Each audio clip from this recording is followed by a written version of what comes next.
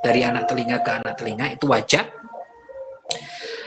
Dan kedua telapak tangan. Yang dimaksud dua telapak tangan itu adalah telapak tangan bagian dalam dan telapak tangan bagian luar. Maka selain itu hukumnya haram secara mutlak.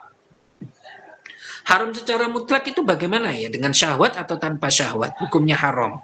Melihat ke tangannya sini, melihat ke lehernya, melihat ke kakinya. Yang itu adalah selain wajah dan kedua telapak tangan. Maka itu hukumnya haram.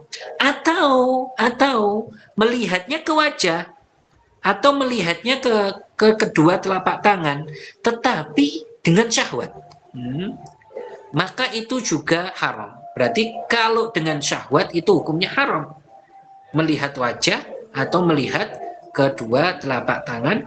Kalau dengan syahwat itu hukumnya haram. Sedangkan kalau seandainya musonif mengatakan aukana ilal wajhi wal kafaini, atau ke wajah dan kedua telapak tangan ma'as syahwati, dengan syahwat, maka itu hukumnya haram.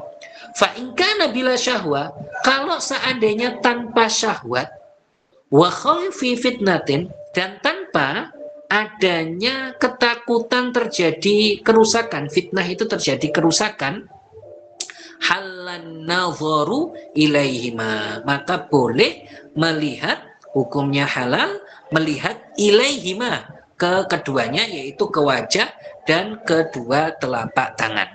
Wa hadza ma alaihil jumhur, dan ini adalah pendapat mayoritas umat, begitu. Jadi kalau melihat wajah dan dia itu tidak syahwat, tidak takut terjadi kerusakan, maka hukumnya Hukumnya adalah boleh. Sebagian laki-laki dia itu nggak merasa aman, artinya dia nggak merasa aman dari kerusakan. Jika dia itu melihat wajah perempuan yang ajnabiyah, dia itu mesti nggak merasa aman dari kerusakan. Akhirnya dia terjadi kerusakan ya, seperti zina dan lain sebagainya. Maka kalau seperti ini, orang yang tahu dirinya seperti itu, laki-laki yang tahu seperti ini, dia kalau melihat wajah perempuan terjadi kerusakan, apapun bentuk kerusakan itu, yaitu kemaksiatan, maka orang yang seperti ini wajib untuk menundukkan pandangannya. Laki-lakinya wajib untuk menundukkan pandangannya. Tidak kita katakan bagi perempuan wajib menutup wajahnya, tapi bagi laki-lakinya yang wajib untuk menundukkan pandangannya. Artinya tidak melihatnya dengan syahwat, begitu. Wajib itu. Wajib. Kenapa? Karena dia tidak merasa aman dari fitnah, tidak merasa aman dari kerusakan. Begitu. Tapi yang perlu digarisbawahi tidak kita wajibkan, meskipun kondisinya seperti itu, meskipun perempuan ini sangat cantik sekali sehingga orang yang melihatnya mesti terjadi kerusakan, maka kita tidak katakan bagi perempuannya untuk wajib menutup wajah, akan tetapi yang kita katakan adalah laki-lakinya wajib menundukkan pandangan. Begitu. Karena menutup wajah selain istrinya Rasulullah, menutup wajah selain istrinya Rasulullah itu hukumnya sunnah. Artinya perempuan itu lebih baik mana, menutup wajah apa tidak? Lebih baik menutup wajah. Itu namanya sunnah. Tapi apakah wajib? Tidak wajib. Jadi apakah wajib? Ya tidak wajib, begitu. Seperti itu. Tidak wajib, tetapi Tetapi hukumnya Hukumnya adalah sunnah. Hukumnya adalah sunnah, gitu. Nah, ya. Kemudian, maka berarti kita sudah tahu bahwasanya wajah perempuan itu bukanlah aurat secara ijma, seperti itu. Jadi wajah perempuan bukan aurat secara Secara ijma. Itu yang perlu diketahui. Nah, maka kalau sudah seperti itu, tidak dianggap perkataan orang yang mewajibkan perempuan untuk menutup wajahnya. Jadi kalau ada pendapat yang mengatakan bahwasanya perempuan wajib menutup wajahnya ketika takut terjadi kerusakan, maka pendapat ini adalah tidak bisa dianggap, la ibrata. Artinya apa? Tidak dianggap sama sekali, begitu. Meskipun takut terjadi kerusakan, takut terjadi fitnah, tetap yang kita wajibkan itu adalah laki-lakinya untuk menundukkan pandangan. Bukan kita katakan bagi perempuan wajib bagi kamu untuk apa? Untuk menutup wajah. Karena hukum menutup wajah itu sunnah, bukan sebuah apa? Kewajiban. Musannif rahimahullah melanjutkan, wa amma auratuha, adapun auratnya perempuan, amamal ajanib, di depan laki-laki yang ajnabi. Ajnabi itu bukan mahram dari perempuan tersebut. Apa itu auratnya? Fajami'u badaniha, maka auratnya adalah seluruh badannya. Kecuali apa? Siwa wajhiha wa kaffaiha, kecuali wajah dan kedua telapak tangan. Kecuali wajah dan kedua telapak tangan, maka ini adalah aurat dari perempuan. Wa qad naqalal ijma', telah menukil ijma'. Ini secara ijma', wajah itu bukan aurat perempuan. Wa qad naqalal ijma'a ala dzalika, telah menukil ijma' atas hal tersebut. Artinya apa? Atas bolehnya perempuan keluar rumah dalam kondisi wajah yang terbuka. Itu ijma', seperti itu. Siapa yang menukil? Al-Qadhi Ayyadunil Maliki, yaitu Al-Qadhi Ayyad. Beliau menukil ijma' bahwasanya boleh bagi perempuan kalau keluar rumah dengan membuka wajahnya. Dan juga siapa? Beliau kalau Al-Qadhiyah ini menyebutkannya di dalam Hasyiah Al-Idah, fi Hasyiatil Idah. Sedangkan yang lain siapa itu? Wa Ibnu Hajarin Al-Haytami Asy-Syafi'i, yaitu Ibnu Hajar juga menukil ijma' atas hal tersebut. Gitu. Bahkan Al-Qadhiyah beliau mengatakan apa? Wa 'alar rijali ghaddul basar. Jadi untuk laki-laki harusnya wajibnya itu menundukkan pandangannya. Jadi untuk laki-laki siapa yang wajib menundukkan pandangannya? Yaitu laki-laki yang dia mengira pada dirinya bahwasanya ketika dia melihat perempuan, melihat wajah perempuan, dia akan syahwat. Kalau dia mengira, kalau dia menyangka dirinya seperti itu, maka dia wajib untuk menundukkan pandangannya. Wajib untuk menundukkan pandangannya artinya apa? Wajib untuk tidak melihat wajah perempuan, begitu. Ya, laki-lakinya yang diwajibkan, ya, laki-lakinya yang diwajibkan, bukan bukan kita katakan bagi perempuan wajib untuk menutup wajahnya, bukan, tetapi bagi laki-lakinya itu yang wajib untuk menundukkan pandangannya jika apa? Jika dia itu ketika melihat wajah perempuan itu syahwat. Itu yang dimaksud kerusakan yang saya bahas tadi. Jadi kita katakan tadi yang menukil ijma itu Ibnu Hajar Al-Haytami. Beliau itu mengatakan bahwasanya boleh perempuan itu keluar rumah dengan membuka wajah dan kedua telapak tangan, begitu. Bahkan beliau itu mengatakan di dalam 3 tempat di hasyiah beliau, di dalam kitab Idhahul Manasik, yang kitab itu adalah kitabnya Al-Imam An-Nawawi, begitu. Maka perempuan jika dia itu telah menutup wajahnya, saya ulangi, maka perempuan jika dia itu telah menutup bagian yang wajib dia tutup, yaitu apa? Selain wajah dan kedua telapak tangannya, dan dia keluar rumah, maka keluar rumahnya dalam kondisi seperti ini tidak berdosa. Tidak berdosa.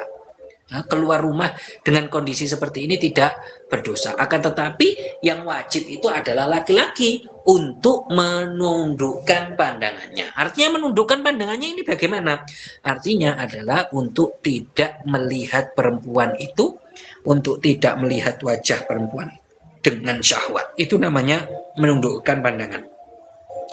Dan kebolehan ini, yaitu kebolehan perempuan keluar rumah dengan apa?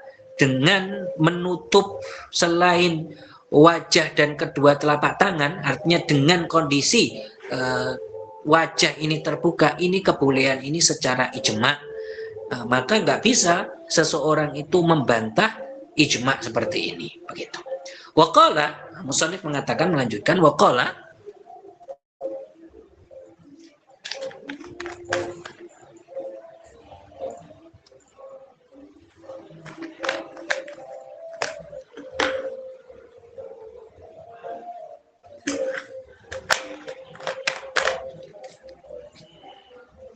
Nah, waqala Ibnu Hajarin, dan Al-Imam Ibnu Hajar, Syekh Ibnu Hajar, beliau mengatakan innahu, bahwasanya la yalzam, tidak melazimkan, tidak mengharuskan, min man'i wulatil umuri, dari mencegahnya para pemimpin, yaitu khalifah pada zaman dahulu atau sultan, lin nisa'i, untuk para perempuan, mencegah apa mereka?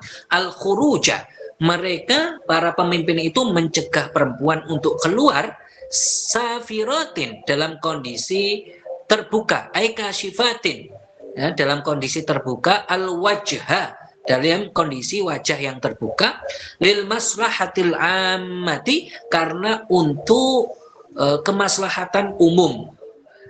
Jadi para pemimpin itu dulu mencegah perempuan, wahai perempuan, kamu jangan keluar rumah dalam kondisi wajah yang terbuka. Nah, itu dicegah. Artinya kamu kalau mau keluar wajahnya tertutup. Itu adalah imam khalifah dulu mengatakan seperti itu, menyuruh seperti itu, melarang perempuan untuk membuka wajahnya. Ini tidak diambil dari sini bahwasanya tidak mengharuskan dengan apa yang terjadi dulu itu apa? Wujubu taghtiyatil wajhi, yaitu tidak mengharuskan dari hal tersebut kewajiban menutup wajah, wal kafaini, dan kedua telapak tangan, alaihinna, bagi para perempuan, amamal ajanib, di depan para laki-laki ajnabi. Jadi ketika dulu itu, ketika terjadi banyak fitnah, terjadi banyak kerusakan, ketika terjadi banyak kerusakan, maka para hukama, orang-orang pemimpin, para pemimpin dulu mengatakan, perempuan, kalian kalau mau keluar rumah, kalian harus menutup wajah kalian, karena banyak terjadi kerusakan ketika itu. Ini larangan mereka dari para khulafa ketika itu, dari para pemimpin ketika itu tidak memberikan faidah bahwasanya wajah itu wajib ditutup, tidak. Akan tetapi perintah atau larangan dari para pemimpin itu adalah dari segi kesunahan saja. Jadi mereka memang melarang perempuan jangan kalian keluar rumah dalam kondisi wajah yang terbuka. Zaman dulu seperti itu. Karena terjadi banyak kerusakan. Ini tidak diambil dalil bahwasanya berarti wajib menutup wajah, tidak. Akan tetapi itu hukumnya adalah sunnah. Begitu. Kenapa? Karena ini sudah nas, sudah disebutkan bahwasanya wajah itu memang sudah ijma. Maka orang itu nggak bisa merubah hukum seperti ini, merubah ijma, walaupun dia itu hidup pada zaman yang banyak kerusakan, banyak terjadi kerusakan. Begitu.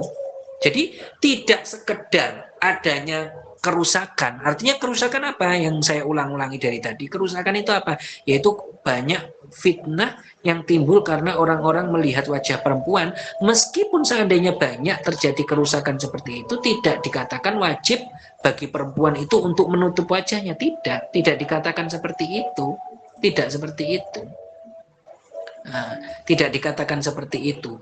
Kalau seandainya, ini pendekatannya, kalau seandainya sekedar terjadinya kerusakan itu wajib bagi perempuan untuk menutup wajahnya, maka ini juga diwajibkan bagi laki-laki untuk menutup wajahnya. Begitu. Kenapa? Karena juga terjadi perempuan itu hal yang sama. Artinya apa? Perempuan ada juga ketika mereka itu melihat wajahnya laki-laki, mereka itu syahwat. Ada perempuan seperti itu dan terjadi dulu, zaman dulu seperti itu. Tetapi kan kita tidak mengatakan laki-laki wajib menutup wajahnya, kan tidak. Dulu itu pada zamannya Sayyiduna Umar, yaitu Sayyiduna Umar ibnul Khattab, ada laki-laki yang sangat ganteng sekali. Yang sangat ganteng sekali, namanya itu siapa? Nasr bin Hajjaj. Siapa namanya? Nasr ibnu Hajjaj. Begitu. Sehingga ketika Sayyiduna Umar itu kalau jalan bersama ini Nasr ibnu Hajjaj ini, para perempuan itu di belakang itu pada gaduh, pada mengatakan syair-syair mereka, syair-syair yang mengandung apakah untuk godaan.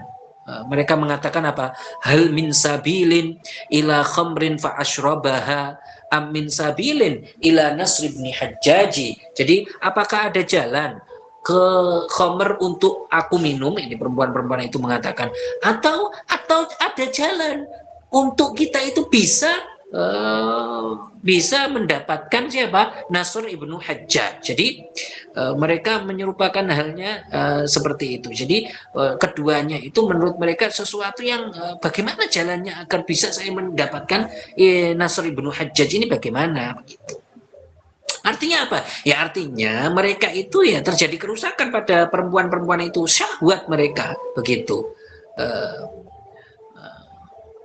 Sampai mereka mengatakan itu, artinya mereka mengatakan bagaimana? Saya minum khamr atau kalau nggak diperbolehkan minum khamr ya sudah, saya ini sudah pertemukan saja saya dengan Nasr bin Hajjaj begitu. Begitu. Maka ketika setelah Sayyiduna Umar mengetahui terjadi kerusakan dari wanita-wanita itu yang melihat kegantengan dari siapa? Nasr ibnu Hajjaj, maka Sayyiduna Umar itu menjauhkan Nasr ibnu Hajjaj dari mereka, dari para perempuan itu apa? Karena takut terjadi kerusakan itu. Ya karena terjadi kerusakan dan akhirnya ya sudah dijauhkan Nasr itu. Tetapi beliau Sayyiduna Umar itu tidak mengatakan kepada Nasr ibn Hajjaj, kamu itu wajib untuk menutup wajahmu, atau beliau mengatakan misalkan kamu itu haram untuk membuka wajahmu.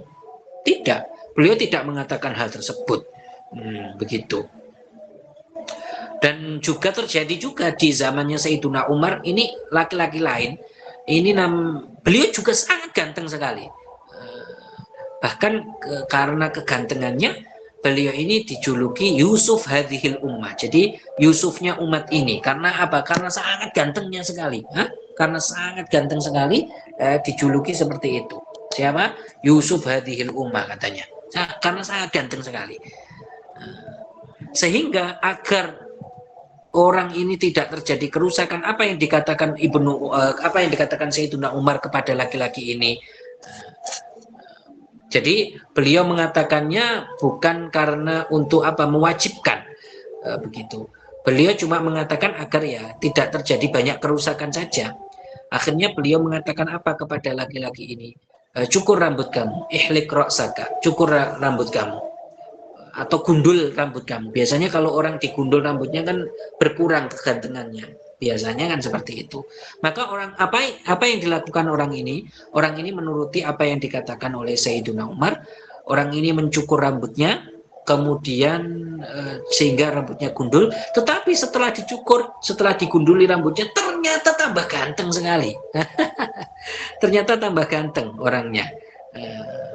Kemudian Sayyiduna Umar sudah nggak saya bilang untuk nyukur lagi. Seperti itu. Nah, itu kan berarti kan apa? Terjadi kerusakan kan yang terjadi pada wanita-wanita juga. Jadi kerusakan itu tidak terjadi pada laki-laki saja, tetapi Tetapi ya juga terjadi pada wanita. Artinya ada wanita yang melihat laki-laki, melihat wajahnya laki-laki itu syahwat. Nah, maka sebagaimana laki-laki itu ketika perempuan melihat wanita, ketika perempuan melihat laki-laki syahwat, melihat wajah laki-laki syahwat, kita tidak mengatakan bagi laki-laki wajib menutup wajahnya. Begitu juga kalau terjadi itu bagi laki-laki. Kalau ada laki-laki yang syahwat ketika melihat wajahnya perempuan, maka kita tidak mengatakan bagi perempuan untuk untuk menutup wajahnya. Nah, tidak kita katakan seperti itu. Begitu. Tidak. Tetapi tetap yang kita katakan adalah wajah itu adalah sunnah untuk ditutup, bagi perempuan tidak wajib. Tapi bagi laki-laki yang dia itu takut terjadi fitnah, artinya dia itu merasa kalau melihat wanita itu syahwat, melihat wajah wanita itu syahwat, ya sudah dia wajib untuk menundukkan pandangannya. Artinya apa? Dia tidak boleh melihat wajah perempuan karena dia sudah tahu bahwasanya kalau dia melihat wajah perempuan dia akan apa? Akan syahwat, iya kan? Gitu. Yang kedua, musannif mengatakan itu berarti melihat yang bagian pertama melihatnya laki-laki ke perempuan ajnabiyah atau sebaliknya, ya kan? Ini sudah kita jelaskan. Yang kedua yang dibahas oleh musannif adalah wa nadharuhu ila zaujatihi. Sekarang melihatnya seorang laki-laki ke istrinya. Nah, ini apa yang boleh dilihat kalau ke istrinya? Fayajuzu lahu an yalmasah. Maka boleh bagi laki-laki untuk memegang, wayang zura untuk melihat, ila ai maudiin minha, ke semua bagian dari wanita. Yaitu istrinya tersebut boleh. Bagi laki-laki ini boleh, bagi suami ini boleh untuk memegang, boleh untuk melihat semua dari bagian dari istrinya tersebut. Itu halal. Berarti nggak ada auratnya di depan laki-laki atau di depan suaminya tersebut, tidak ada auratnya. Begitu. Kita lanjutkan yang nomor 3.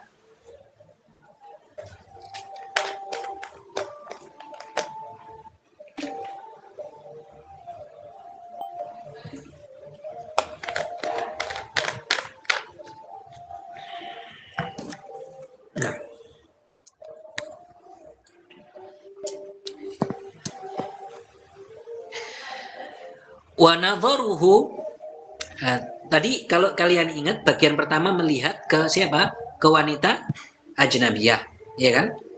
Berarti kalau melihat yang disunahkan melihat ketika sebelum yang itu dianjurkan ketika sebelum orang nikah, ya itu tadi melihat ke perempuan ajnabiyah, berarti melihatnya ke wajah dan kedua telapak tangan. Tidak boleh melihat ke selain itu, ya. Kemudian kedua apa? Melihatnya laki-laki ke apa? Ke wanita, yaitu adalah istrinya. Yang bagian ketiga yang disebutkan musannif apa?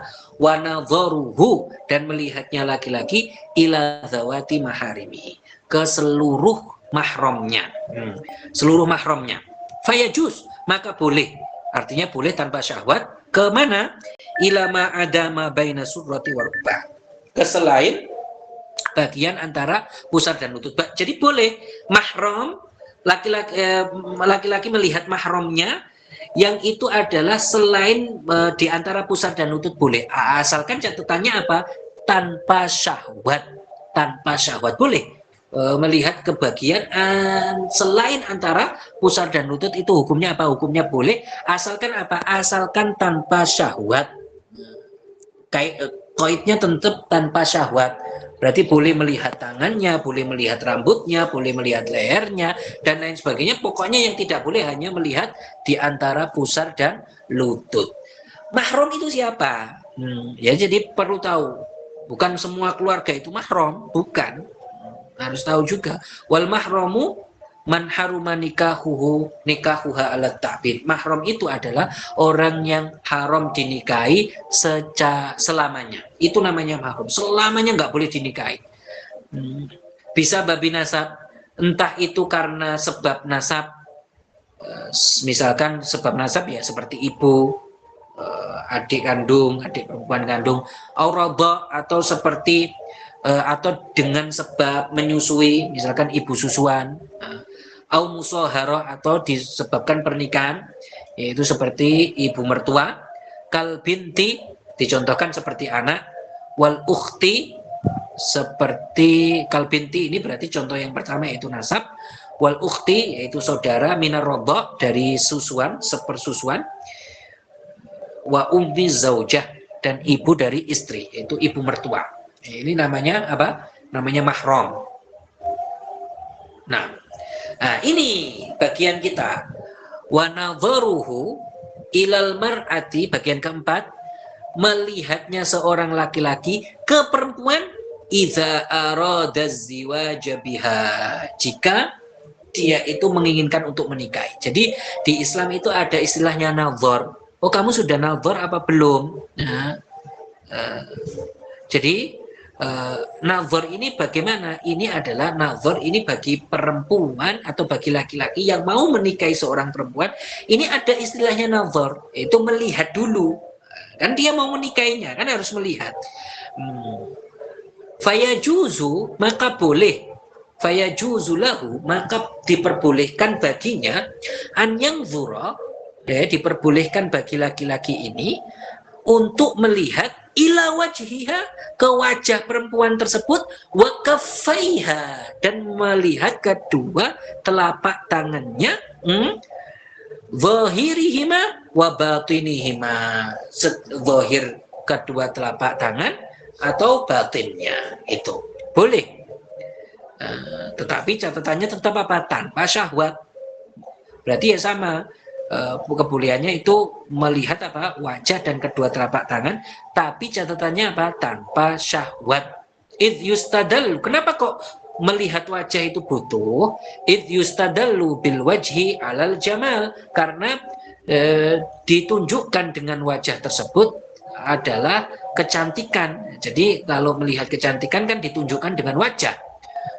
Kecantikan, jadi dia cantik apa tidak, dia pas apa tidak kan dari wajahnya, dia cocok menurut dia apa tidak, jadi menurut dia cocok apa tidak kan dari wajahnya, ya kan, cocok, cantik apa tidak kan dari wajah dia.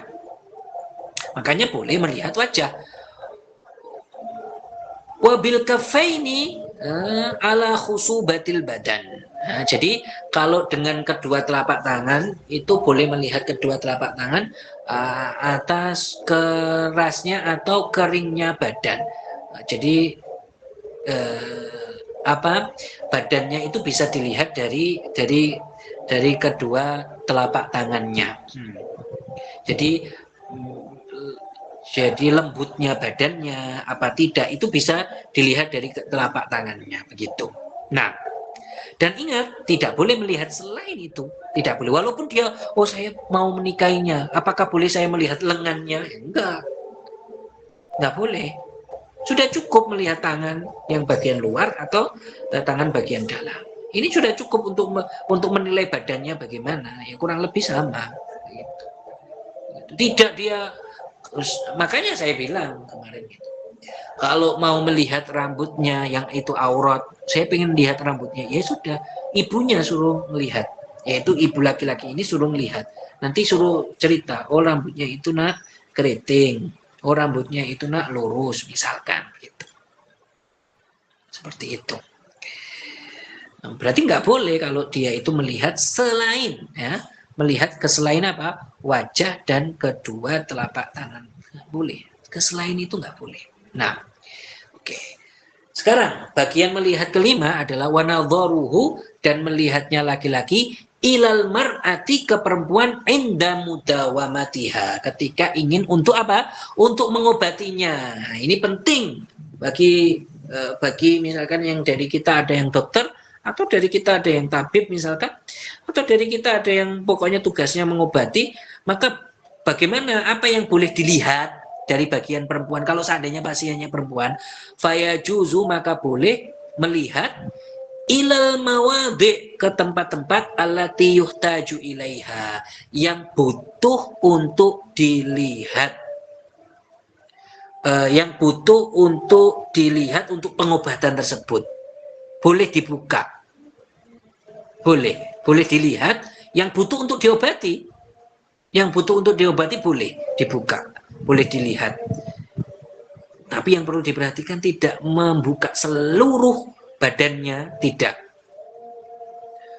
Misalkan kalau musannif mengatakan apa? Wa in kana yaktafi, kalau seandainya cukup bimujarradil jas, dengan sekedar menyentuh saja, biduni nazar, tanpa melihat, jadi cukup untuk menyentuhnya. Jadi misalkan meletakkan obat tanpa melihat, kalau yang dibutuhkan seperti itu saja, iktasara ala dzalika, maka dia mencukupkan atas hal tersebut. Artinya nggak melihat, karena yang dibutuhkan hanya menyentuh dia, yaitu meletakkan obatnya dan lain sebagainya, tanpa dia lihat. Jadi kan berarti kan ini permasalahannya adalah antara antara laki-laki dan perempuan, yaitu tabibnya ini dokternya laki-laki, terus pasiennya perempuan. Berarti kan pasien perempuan ini datang ke laki-laki, ya kan, seperti itu. Nah, ini syaratnya apa kok dia bisa, pasien ini perempuan datang kepada laki-laki? ke dokter laki-laki. Ini syaratnya apa? Wahadza, dan ini idza lam yakun, jika tidak ada tobibatun unsa, jika tidak ada dokter perempuan. Jadi kan dia pergi ke dokter laki-laki karena tidak ada dokter perempuan, begitu. Artinya apa? Jika memang tidak ada dokter perempuan yang bisa mengobatinya, misalkan seperti itu. Sedangkan kalau selagi dia mendapati dokter perempuan yang bisa mengobatinya, ya tidak. Wa illa, kalau tidak, kalau dia menemui dokter perempuan, fala tadhhabul mar'atu ila tabibiz zakari, maka tidak boleh seorang perempuan itu pergi ke dokter laki-laki untuk berobat tadi, yang membutuhkan untuk dilihat bagian tubuhnya tadi. Nggak boleh. Illa lidharurah, kecuali karena darurat, keadaan darurat. Jadi selagi ada dokter perempuan, maka tidak boleh bagi seorang, saya ulangi, selagi ada dokter perempuan, maka tidak boleh bagi apa? Bagi seorang pasien perempuan datang kepada dokter laki-laki selagi ada dokter perempuan, kecuali jika dia itu pergi ke dokter laki-laki ini karena darurat, karena keadaan darurat, maka ini diperbolehkan. Bagaimana keadaan darurat itu? Misalkan karena dokter laki-lakinya lebih canggih atau lebih mahir, begitu. Adapun kalau misalkan dia mendapati dokter perempuannya sama dalam segi kecanggihannya, sama dalam segi kemahirannya, ya sama dengan dokter dengan dokter laki-laki ini, ya maka dia tidak pergi ke dokter dia tidak pergi ke dokter laki-laki. Seandainya dia mendapati ada, dokter yang perempuan itu sama kok dia kemahirannya, sama kok kepinterannya di dalam kedokteran dengan dokter laki-laki tersebut, dokter perempuannya sama kok, maka dia tidak, maka ngapain dia kok pergi ke dokter laki-laki kalau seperti itu? Maka darurat itu ya ketika memang dokter perempuannya ini nggak sepinter dokter laki-laki ini, nggak semahir, keahliannya nggak seahli dokter laki-laki ini, ya kalau seperti itu ya nggak apa-apa pergi ke dokter laki-laki, begitu. Begitu juga ya, ini sama keadaannya. Begitu juga laki-laki, pasiennya itu adalah, kalau laki-laki boleh dia pergi ke dokter perempuan, boleh pergi ke dokter perempuan walaupun ada dokter laki-laki yang mahir. Jika ada darurat, seperti apa? Misalkan karena sama-sama mahir, tetapi karena dokter yang laki-laki ini, sama-sama laki-laki ini, dia itu mahal ongkosnya, lebih mahal, dan dokter perempuan itu ongkosnya lebih murah, maka nggak apa-apa bagi seorang laki-laki yang pasiennya ini laki-laki untuk pergi ke dokter perempuan, karena kita lihat sama-sama mahir, kemudian ternyata dokter perempuan lebih murah biayanya, maka nggak apa-apa kalau seperti ini. Nah, seperti itu kasus-kasus darurat, seperti itu kasus-kasus darurat. Nah, seperti itu. Nah, oke, kita jadi kalian setelah duduk di sini, artinya setelah mendengarkan kajian sangat bertambah kan keilmuannya. Baru tahu, ternyata seperti itu. Nah, seperti itu. Jadi seseorang itu, Rasulullah saja memuji majelis ilmu seperti ini. Rasulullah memujinya. Beliau memuji majelis ilmu. Beliau mengatakan tentang majelis ilmu dan majelis zikir, kilal majlisaini ala khairin walakin hadal majlisu afdal. Gitu. Nah, jadi Rasulullah membahas ada majelis ilmu, ada majelis zikir. Keduanya ini bagus, tetapi majelis ilmu itu lebih utama. Begitu. Iya, kalau orang seandainya berzikir tanpa ilmu kan nggak diterima. Begitu. Sekarang kita akan bahas akad nikah. Musoneh mengatakan wa'aqdun nikah, akad nikah. Wa aqdun nikahi, dan akad nikah itu yahtaju ila mazid ihtiyat, itu butuh tambahan kehati-hatian, watasabutin, dan kehati-hatian ala ghairi minal uqud, atas selainnya dari akad-akad yang lain. Artinya apa? Akad-akad ya kayak jual beli itu akad, ijarah sewa menyewa akad, itu kan akad semua, ya kan? Tapi akad nikah itu membutuhkan kehati-hatian yang lebih, membutuhkan kehati-hatian yang lebih. Akad nikah. Jadi tentang pernikahan itu membutuhkan kehati-hatian yang sangat lebih daripada akad-akad yang lain di dalam muamalah.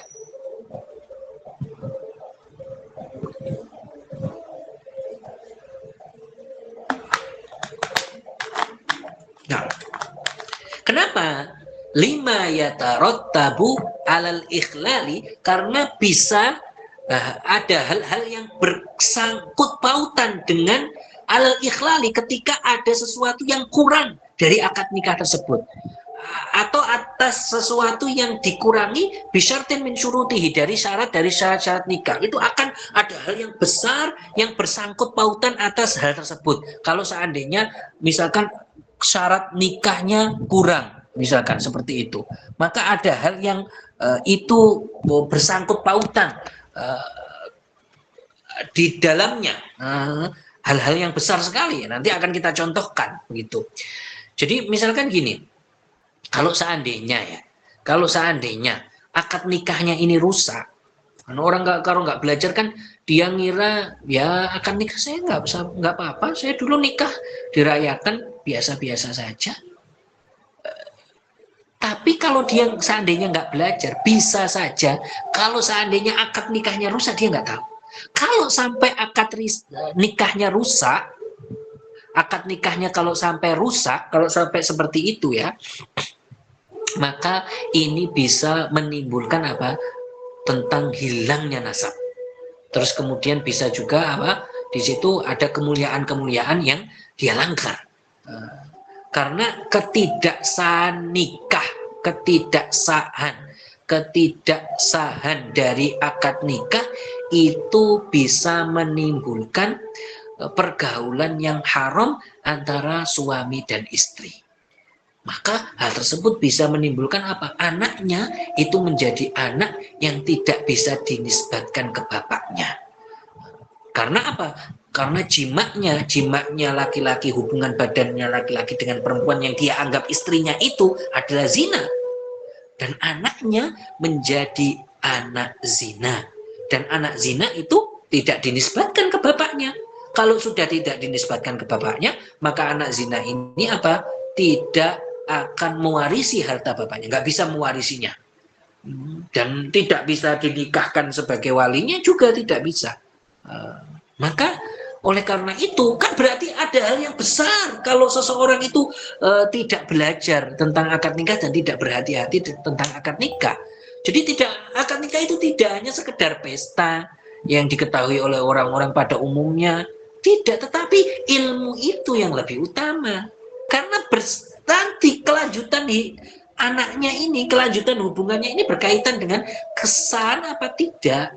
Dia nanti setelah nikah kan ada hukum-hukum pernikahan, bagaimana tentang talak, bagaimana tentang rujuk. Oleh karena itu di dalam pernikahan itu lebih lagi kehati-hatiannya atas hal yang lain. Oleh karena itu seseorang itu wajib dia itu belajar tentang pernikahan dengan talaqi, belajarnya dengan talaqi kepada seorang guru yang mengetahui, seperti itu. Karena orang yang tidak belajar tentang hukum nikah, maka bisa saja dia itu jatuh terperosok pada apa? Pernikahan yang haram. Kalau seperti itu berarti kan zina. Karena dia itu kan bisa saja dia kan dia sehari-hari sama perempuan, sama istrinya itu bisa saja dia itu apa mengatakan perkataan yang dia itu karena dia nggak tahu hukumnya, dia anggap itu bukan sesuatu, tetapi ternyata talak. Perkataannya itu ternyata talak. Maka kalau seperti itu ya sudah, maka pernikahannya itu sudah. hilang di antara keduanya kalau jatuh talak tanpa dia rujuk misalkan. Karena dia nggak ngerti hukum juga, nggak ngerti rujuk, nggak ngerti perkataan yang mengandung talak, begitu.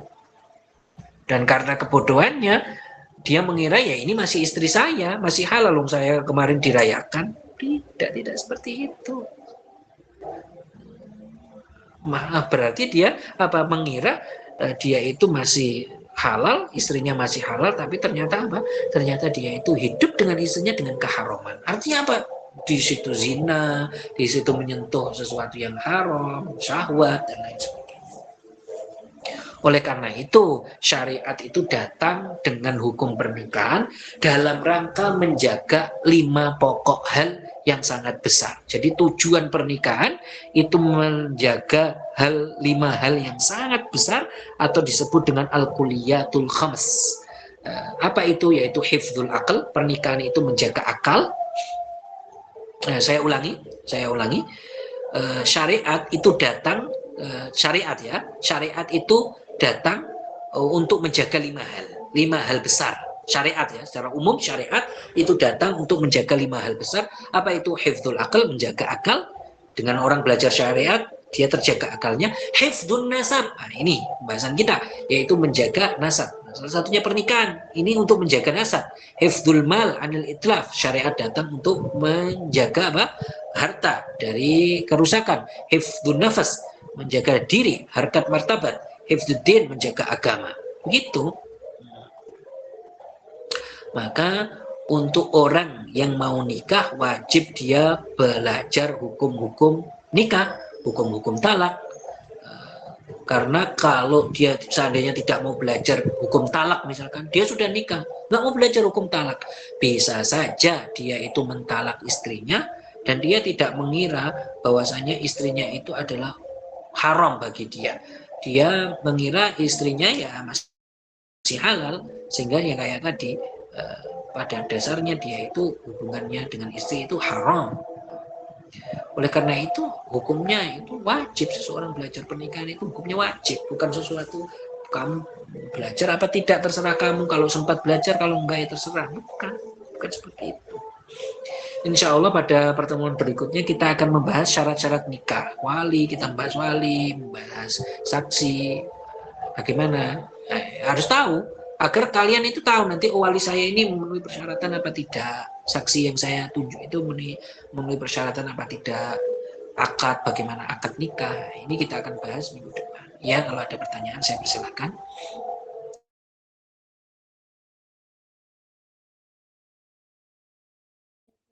Ustaz, Ya.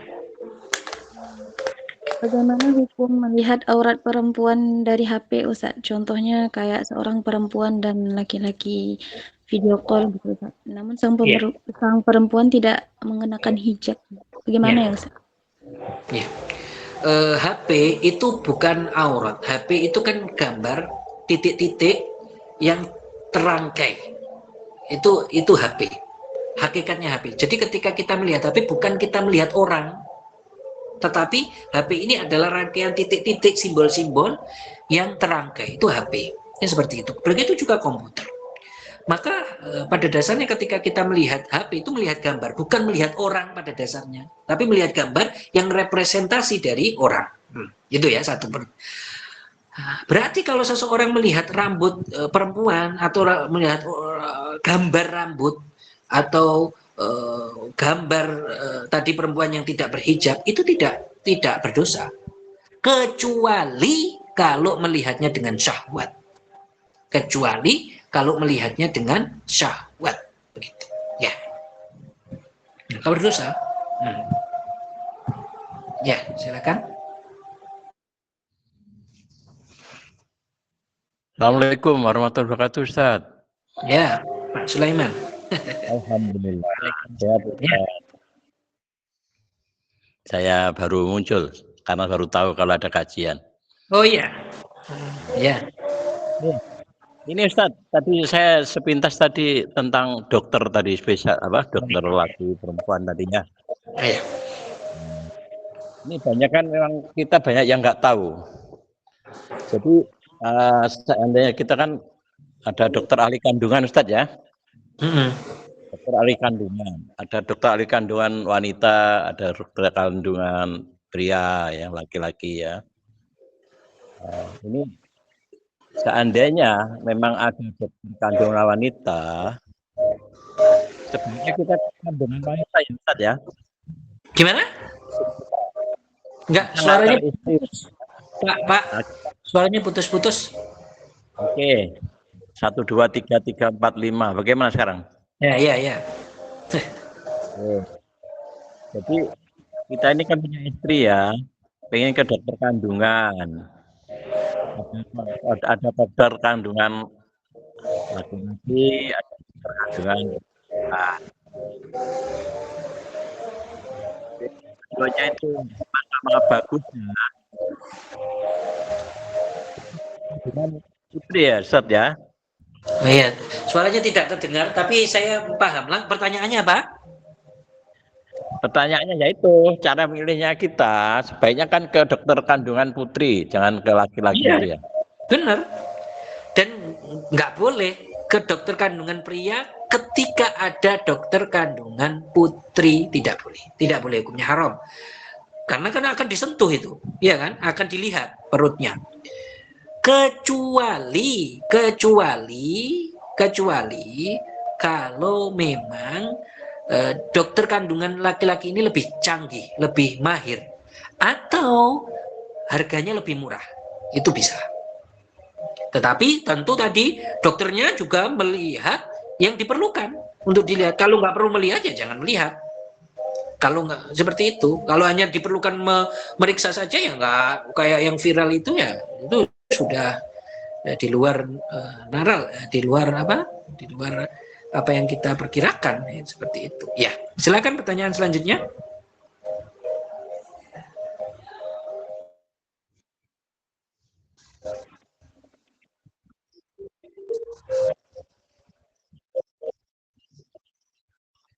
Sama itu kaitannya adalah dengan syahwat apa tidak.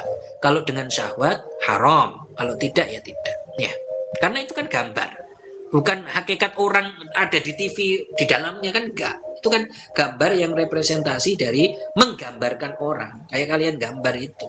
Ya. Ya.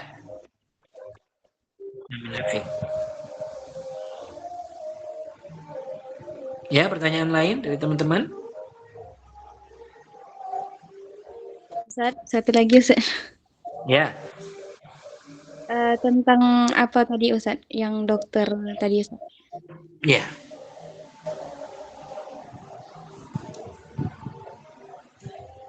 Kalau misalnya seorang perempuan ini dia tidak mengetahui bahwa dia sedang sakit Ustaz. Sakitnya itu tiba-tiba gitu. Lalu ini kan santri Ustaz, misalnya kayak gitu, ada rujukan lah gitu Ustaz. Gini, nggak ada kemampuan untuk dia mencari dokter perempuan Ustaz. Iya, kalau seandainya memang nggak ada dokter perempuan dan dia tidak mendapatinya atau tidak ada kemampuan ya boleh.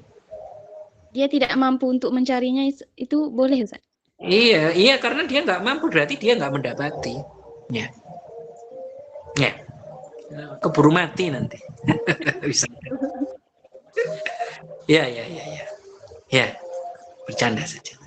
Ya, silakan. Ya. Misalkan Suaranya kurang keras. Suaranya. Ke rumah sakit. Ini dari sinyal saya apa kalian ya? Rata-rata. Sinyal kayaknya. Iya. Sinyal. Sudah dengar suara saya Ustaz. Ya, gimana? Ustaz, sudah dengar? Ya. Misalkan kita berobat ke rumah sakit kan Ustaz, atau semisal kita kecelakaan atau saudara kita nanti misalnya melahirkan, terus nanti yang mengobati kita itu nanti ada dokter laki-laki, sementara dokter perempuannya masih ada kan, cuma nanti kalau kita udah bilang nih, boleh nggak kalau yang megang-megang itu, maksudnya megang-megang nyentuh tangan atau ngobat itu lah. Kalau selama di situ ada dokter perempuan ya sudah yang ngurusi perempuan, sedangkan laki-lakinya ngurusi yang kalau enggak Ustaz, mana tahu nanti kan kadang nanti yang dokternya kan laki-laki, terus nanti mana tahu disentuh sama sama dokter laki-lakinya bukan perempuannya gitu, bukan Iya, perawat perempuannya. Terus nanti yang kayak penting mana ya kalau kita mau bilangnya, ya dijelaskan. mau Misalkan bilang nanti kalau butuh melihat atau apa ya perempuannya yang melihat. Dokter perempuannya nanti kalau cuma butuh ngasih resep, dokter laki-laki kan bisa disiasat. kalau Bisa. Makanya butuh ajaklah keluarganya, ajak keluarganya untuk belajar ilmu agama itu. Kalau keluarganya nggak belajar ilmu agama, ya kalian sakit ya sudah. Yang penting ada yang obati, yang penting tidak parah, tidak sakit ya sudah kayak gitu aja. Tapi kan bisa dijelaskan seperti itu. Ya, kalau bukan misalkan darurat dia untuk ya izin Ustaz, kalau misalnya udah kita jelasin nih sama si dokternya, tapi sementara perawatnya ada perempuan kan, tapi yang megang kita itu tetap laki-laki itu gimana Ustaz? Nanti misalnya namanya kan misalnya dokternya juga nggak belajar agama, nanti ya, kalau terjadi cekcok lah misalnya gimana kalau Ustaz? seandainya kejadiannya adalah memang ada dokter perempuan terus kemudian datang yang milih campuran itu ya nggak bisa kalau kasusnya. Atau tapi kalau kasusnya seandainya sebabnya kenapa dia datang ke campuran itu adalah karena memang biayanya tadi lebih murah ya nggak apa-apa. Ya, itu saja. Ya, Ya, Ustaz. silahkan. Sudah ya, saya kira sudah cukup. Saya langsung tutup ini moderator ya. Ya Ustaz, silakan Ustaz. Ya, Ustaz, ya saya ini ya. Mama Ustaz, ada pertanyaan dari kolom chat Ustaz. Ya. Saya bacakan ya Ustaz ya. Ya. Izin. Apakah bisa tergantikan dengan mengirimkan gambar lewat elektronik tadi, maksudnya dengan handphone dan lain sebagainya, sebagai pengganti untuk melihat aurat perempuan? Yang tadi sebelumnya sudah disampaikan itu bisa diwakilkan oleh mahramnya dari si laki-laki tersebut, atau apakah hal tersebut bisa digantikan dengan mengirimkan gambar berupa elektronik itu Ustaz? Ya, sebaiknya tidak dilakukan karena akan menimbulkan syahwat. Jarang laki-laki tidak syahwat seperti itu. Ya, jadi Baik. seandainya kita ingin tahu bentuk rambutnya lurus atau keriting dengan mengirimkan gambar itu tidak. Melihat foto, saya katakan tadi seperti itu kaitannya dengan syahwat. Kalau seandainya syahwat maka tidak boleh. Kalau dengan tanpa syahwat maka boleh. Itu kaitannya. Ya. Seperti Atau misal tidak diwakilkan dengan mahramnya, tapi dengan penggambaran dari si perempuan. Misalnya dia bilang, oh rambutnya lurus seperti itu. Apakah mencukupi Ustaz? Bisa cukup, ya. Oke, baik. Siap, terima kasih Ustaz. Assalamualaikum. Waalaikumsalam. Ya, saya kira cukup. Alhamdulillah, insya Allah bermanfaat bagi kalian. Insya Allah kita lanjutkan minggu depan dengan pembahasan yang jauh atau sama pentingnya, yang luar biasa pentingnya. Semoga istiqomah. Mau nanya satu boleh, Ustaz? Mau nanya satu boleh? Jabri saja ke saya. Insya Allah nanti karena waktunya sudah habis. Insya Allah minggu depan kita bertemu lagi. Kita tutup. Muhallil nusalli ala nabi la ilaha illallah la ilaha illallah Allahumma salli ala sayyidina Muhammad wa ala alihi wa sahbihi wa sallim rabbi ghfirli wa li walidayya wa lil mu'minina wal mu'minat walhamdulillahi rabbil alamin. Barakallahu fikum. Assalamualaikum warahmatullahi wabarakatuh. Waalaikumsalam warahmatullahi wabarakatuh.